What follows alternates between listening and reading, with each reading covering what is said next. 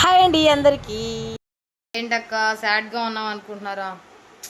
ఈ house shift అయిపోతున్నామండి. ఒక్క నిమిషం అలానే ఉండండి. చూడండి, ప్యాక్ కూడా చేసేసాము.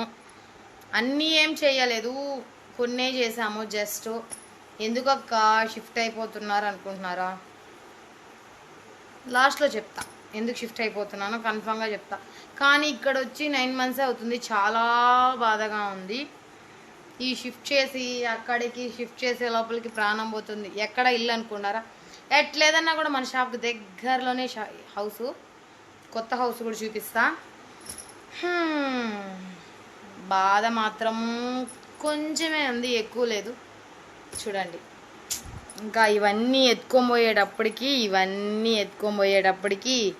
అక్కడ చూడండి మంచం ఉంది, ఈ దివానా, ఇవన్నీ ఎత్తుకోబోయేటప్పటికి